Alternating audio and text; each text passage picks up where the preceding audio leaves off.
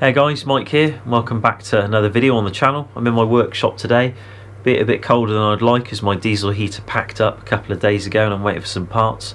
But if you remember in the last video, I fabricated some rear tube fenders onto some existing quarter panel armour that I bought from the USA. And that was always my intention for a while. I built the front tube fenders a long time ago, and I wanted to make rear ones, but I did want quarter panel armour as the quarter panel had taken some damage, and I just think it's a decent place to have any kind of protection on a vehicle like this. But you can see now it's actually been painted and it's actually mounted to the vehicle. Well, although in this video I wanted to cover some rust control products that I use for a particular subscriber out there who has to do a box rocker conversion on his Cherokee and wants to know a little bit of information about some of the rust control products I use and some of the steps I've taken to ensure that it doesn't rust out again. I just wanted to give you an update on how it went with mounting the quarter panel armour, because I said I would do a video on that and on the painting of it, and I never got around to doing it just because I had a really limited window to use a compressor and get the paint on and get it all mounted and get it out of a workshop at work.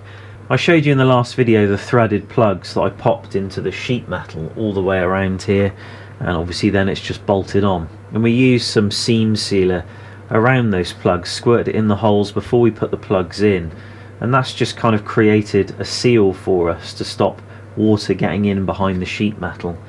And you can see what I've done is I've just sealed all the way around the edge of the panel and around where the flare curves into the door, and I've done it around the back too, near the light housing. But what I haven't done is sealed anything near the bottom.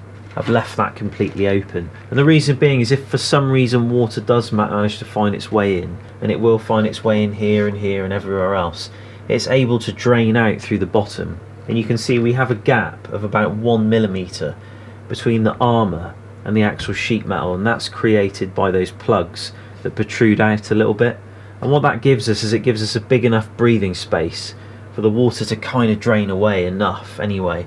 If it was clamped any tighter and water gets behind, it can be held there for a really long time. But in this case what we've got is just at least the best possible chance we can have of the water being able to drain away. The paint I've used for the quarter panel armour, and really what I use actually on a lot of different things on the vehicle in terms of when it comes to armour, the fenders, tube sliders, the roof. You can see this aluminium panel here has been sprayed too, and this is wrapped a liner. It's like a bed liner paint. There's a lot of different ones in Europe and in the US. This is kind of an affordable one for DIYers like myself, and it's a very good paint. It's super tough and it produces a very nice textured coating, and also quite good grip too if you're going to stand on stuff. It's a two-part polyurethane coating, so you just take this, you pour the hardener up to that line there, and you shake it for 2 minutes, you screw it onto a Schultz gun, and then you just try it on a bit of cardboard, you're ready to roll. This was 60 psi, so it's a little bit more aggressive. This was 80 psi, a little bit of a finer pattern. In all honesty, regardless of what you do, it will look really good, but for me personally I wouldn't go any less than 60 psi because I think it starts to get way too lumpy. But in terms of the primer, I would suggest using their two-part epoxy primer. But in terms of protection inside box section, underneath the vehicle, inside the frame, in the doors, in the bumpers, so cavities and actual large exposed surfaces underneath the vehicle, we've got these three products here. We've got two different products made by one particular manufacturer, Dinitrol, and then we have a real heavy kind of bitumen tar like product made by Carplan, which is called Tetraseal. I think the first step is cleaning up the underneath of the vehicle. I've had 2 Jeeps now, and cleaning up underneath the vehicles is a hell of a job. I mean, it's one of my jobs I'm doing at the moment, restoring an old car at work, and it is just weeks and weeks and weeks and weeks of work with grinders and wire wheels like this, flapper discs, and you know, and these wire brushes on angle grinders, which are very effective. Sometimes you've got to use drills and get into places you can't reach, like this, into corners, or carbide bits in little nooks and crannies. And the best, obviously effective way is a shot blaster, or one of the best ways is a shot blaster, be it a pretty messy way. But if you've got access to it like we have at work, it is a very useful tool to use, and it cleans up metal very good, and it's very effective at blasting into pitting on rust, but most of us don't have those luxuries. If you remember in the last video I showed some pictures of the underneath of the vehicle, and about a month ago, whilst I was doing the quarter panel install and rolling back the wheel well opening to give me a bigger wheel well opening for the 35 to match the quarter panel armour, I stripped all the undercoat off the bottom of the vehicle, and that took me weeks. I mean, you know, I did it mainly because it had been 4 to 5 years since I'd done any rust control on the vehicle, and I really was curious to see whether these products really lived up to their name.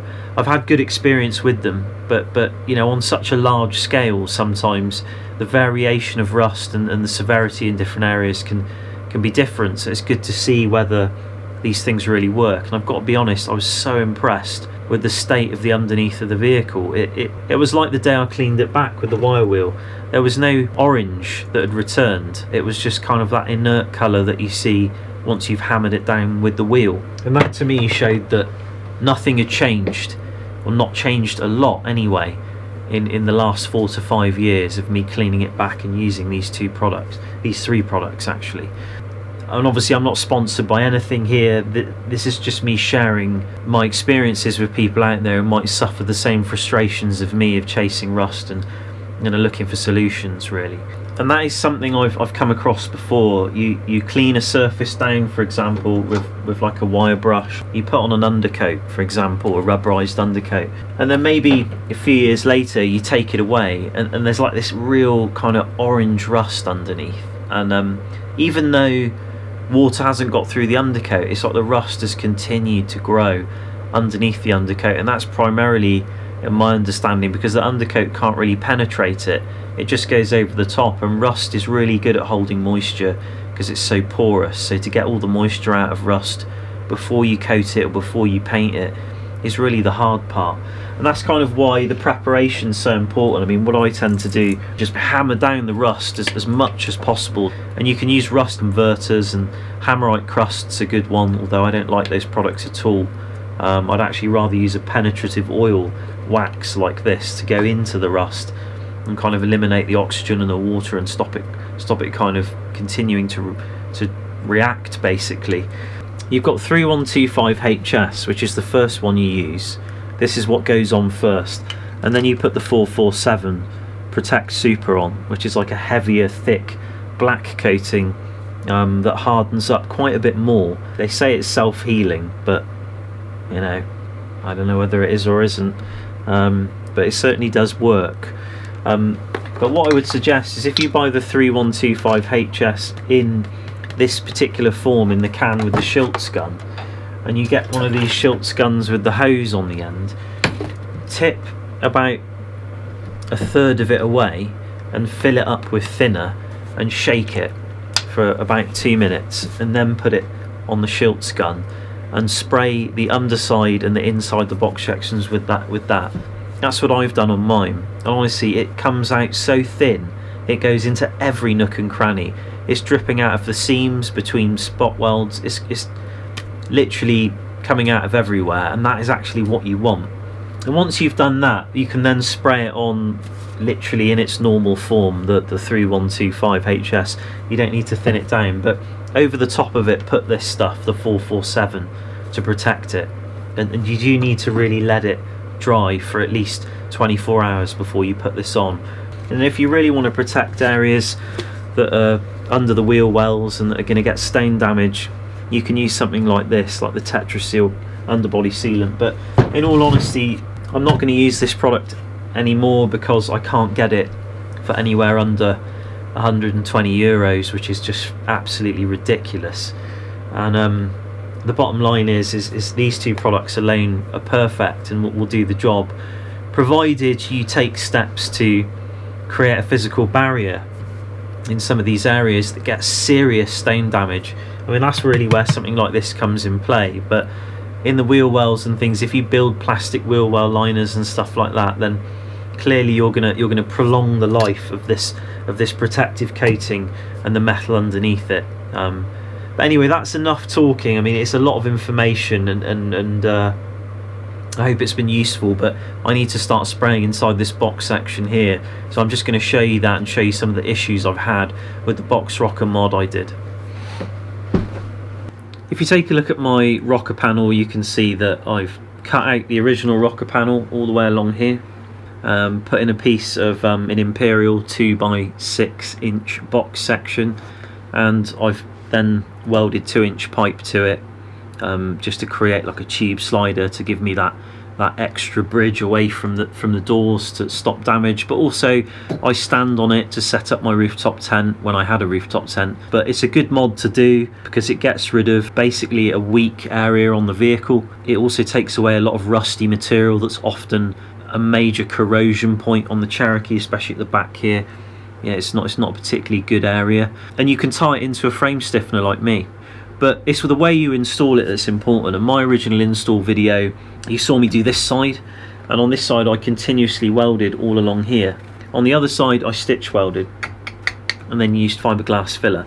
About a year later I noticed cracks on all the areas of the fiberglass filler. I did a video about it actually. And what had happened was, as the vehicle was twisting and flexing, those areas that weren't permanently welded to the bit of box section were kind of moving a bit. They were popping the filler and cracking it, and the filler eventually cracked.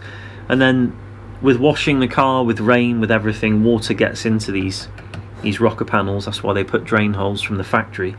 Water gets through here, goes down there. When you jet wash, it goes through the seams between the pinch welds. I don't think people realise how much water actually gets into your sill here, and that's why they do put the drain holes there. But it had got behind the filler. In my case, it started to cause some corrosion, so I had to take back all the filler off both sides. I continuously welded the other side to match this side, and then I left just the smallest amount of filler just in the welds, just to kind of take away some of the imperfections in them, and repainted it with Raptor-Liner. And on the other side, it's been sprayed in all of these corners here underneath with Dynatrol to essentially seal up any holes and prevent any further corrosion. And that's really a sound installation, but really it's what happens underneath that's kind of really where you're going to prevent corrosion. The factory drain holes on the XJ are like clamped between spot welds all the way along. You've got two pieces of metal that join together in a flange, and they spot weld it, and they leave a little open kind of recess every now and then, and that's to let the water drain out of this area of the vehicle, as it has to on all vehicles, you know, especially a lot of the older ones too, in terms of their design. But what you'll see on a lot of tutorials, they generally advise continuous welding all the way along the underneath. Now, that's something I originally did without knowing any better. I did continuously welding all the way along the bottom as I did here.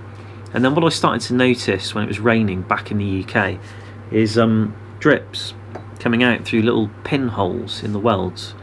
And I thought, well, what on earth's going on? There's water building up somewhere in the car. And so, lack of better knowledge, obviously it was water in the sill, like it should be there really when it rains, and it gets everywhere, so it needs a place to drain out. So I took a drill and I drilled 6 8mm holes in the sill, in between where the box section joins to the actual existing bit of pinch weld that you get, that you leave behind when you do this installation. You can watch my previous video if you don't understand what I mean. And then maybe a litre of water came out my sill, and I thought, wow, it's a good job I sprayed that Dynatrol stuff in there, or else, you know, I'd just be straight back to having a corroded out sill again. So you know, when I got to Sweden, obviously I thought that would be okay, but over time I thought, you know, I want to kind of do a better job of that. So I took the vehicle to work. I lifted it up on the lift just really a month or so ago, when I was doing all this undercoat removal and everything. I went to town on the vehicle. You know, I thought, it's time. You know, it comes around every 5 years. You got an old truck, like, I'm not going to call it a truck because it isn't, but an old Jeep like this, it doesn't matter what it is, a Land Rover, whatever, you've got to kind of go through the motions of doing a bit of an inspection and maintenance on it every now and then. So I opened up the drain holes even wider, and I made them pretty large, and I had a good look inside the sill as well. And that's why you'll see these little welded squares on the top, because I wanted to know what it looked like in there, and it's pretty risky really, but I cut it open and had a good look. And as the box section goes in, it drops straight down, and you've got a gap that's like a sort of triangle shape like that, where the box section ends to the edge of the floor pan just here inside. And at the very bottom there, that's where the water builds up. So when you do this installation, do make sure you leave openings. My openings are really large, he says. You might be worried that that would invite kick up from the tyres, you know, and put dirt up inside the sill, and it will if you don't cover it up. But I have that metal skid plate underneath. I say skid plate, it's a splash plate. It's basically to protect from stain damage from the trails I drive on. You have a lot of forest roads here, and your paint gets knocked off like a sandblaster if you don't do something to protect it. And that's why I build the wheel well liners out of thick plastic, and I make these aluminium plates and things underneath to protect the vehicle. To, you know, a lot of work goes into painting and undercoating and prep work, and I don't want to do it a lot, so that's why I make these things really.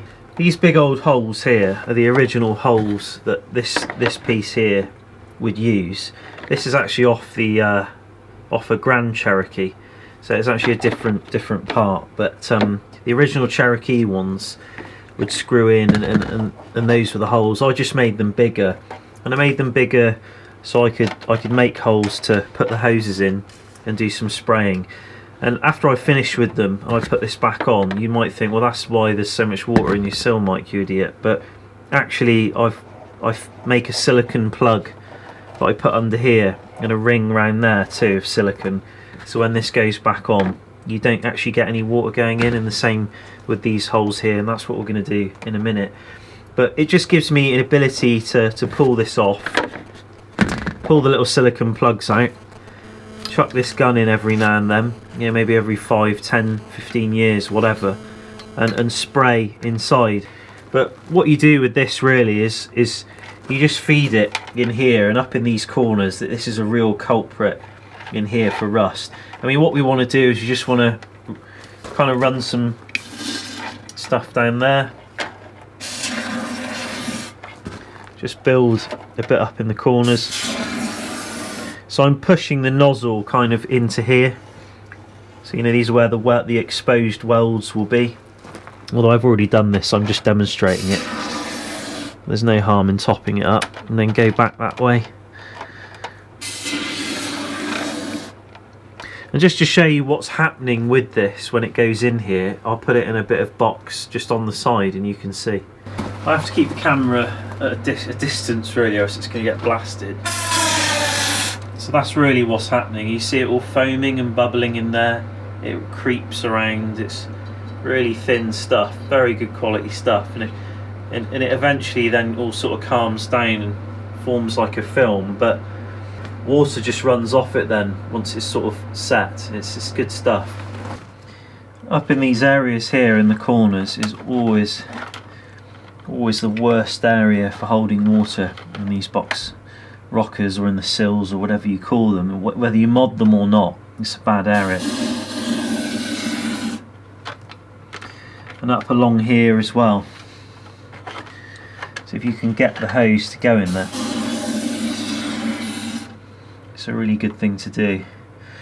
Again, down in this back corner here is such a bad place for moisture build. You can even see the mist coming out here because the sill connects to it. So this is another place you can go in. And you can spray down there, and that will cause the wax to run down in all these areas. And prior to using this, I used the 50-50 mix I talked about and sprayed it down. It all ran out of here everywhere, and you can see I've had a little bit of issues with some welding and stuff here in the past with the install. So it's just an area to bear in mind really. Obviously I'm showing you some stuff for demonstration purposes, and I'm just using this can primarily to get underneath those plates I welded back in, because obviously I had to clean those back to bare metal to get good welds, and underneath will be bare metal despite the top being painted. But if you're going to do this job properly, if you're going to fill these sills and you're going to start wanting to go through the seams and clean the underneath and do a proper job on rust prevention on a Cherokee or any vehicle, my recommendation would be not to buy these spray cans. These are good for small jobs and maintenance work, and I missed a spot or I did a bit of welding and now I need to put some preventative film back, or we did the installation of the panel, so behind the panel, spray a little bit of that here and there, and sort of top that up.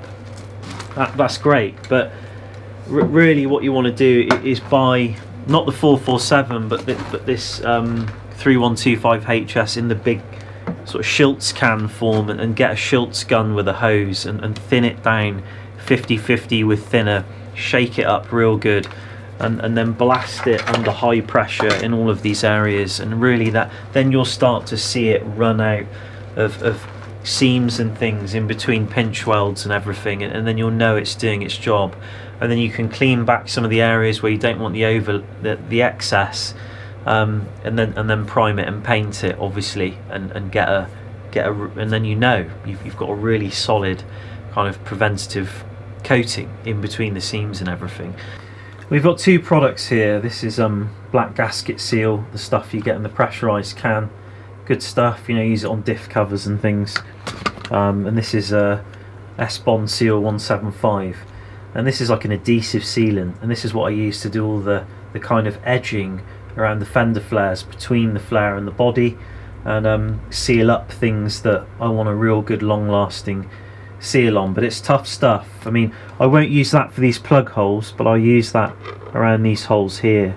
I mean, I'm not a big fan of what they call RVT, or I can't remember what you call it in the US. You just call it like silicon sealant, but it is useful if you want to just make a plug, and that's kind of what we're just going to do here.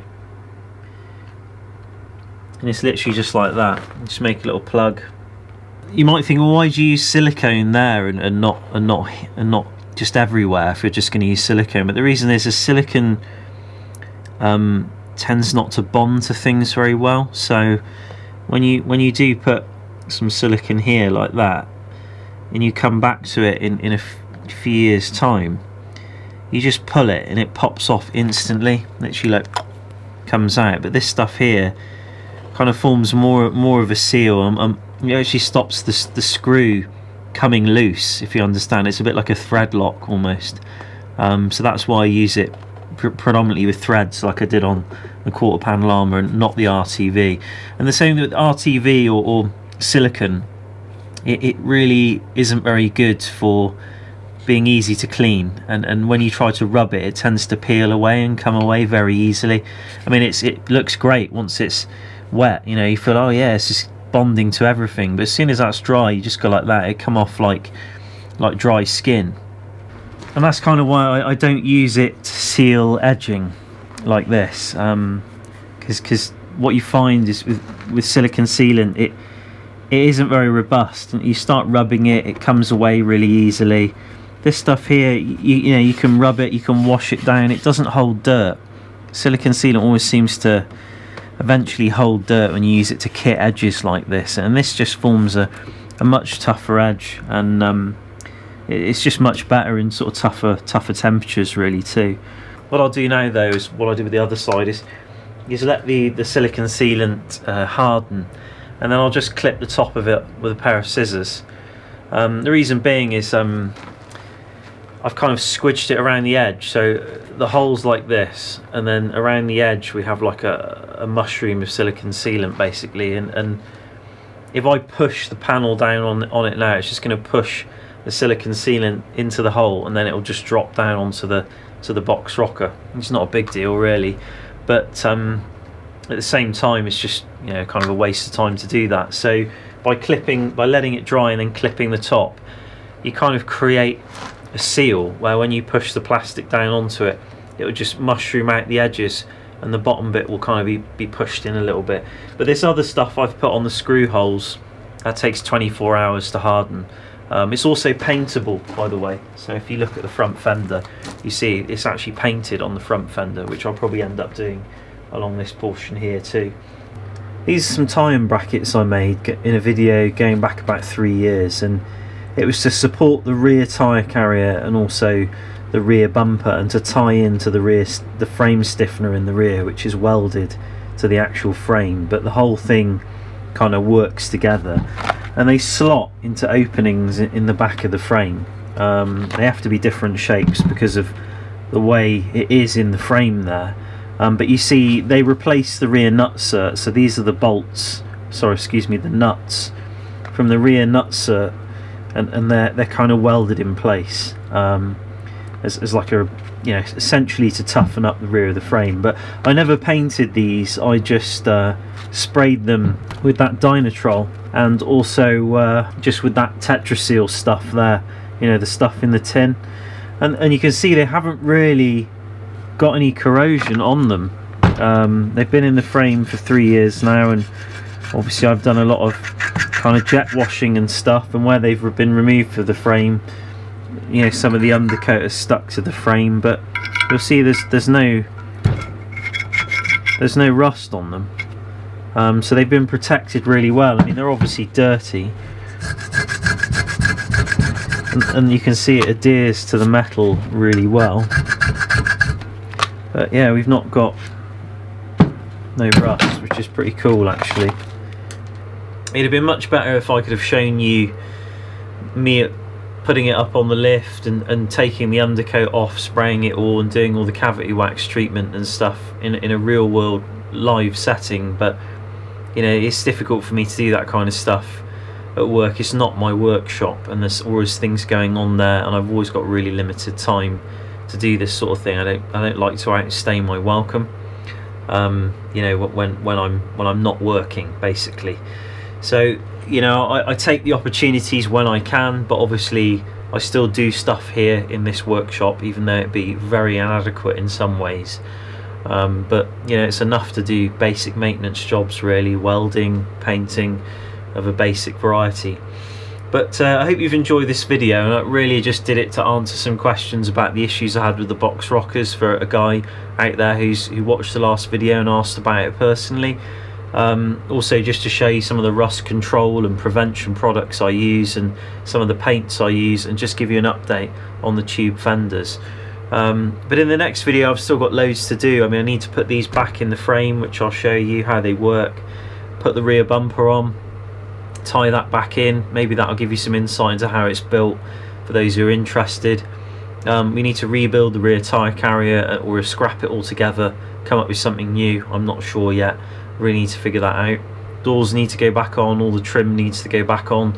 Put a CB radio in, that's just in the corner over there. Got a wire in a fridge that's just down there, and then get this diesel heater sorted out, get that wired in, and then hopefully once that's all done, I can go out, I can do some winter camping, get the diesel heater fired up and see how it does in some low temperatures in my new setup. So it'll just be me, not the wife and my son Max, because yeah, it's too damn cold. But yeah, I hope you've enjoyed the video. Thanks for watching, and I'll see you again soon. Take care.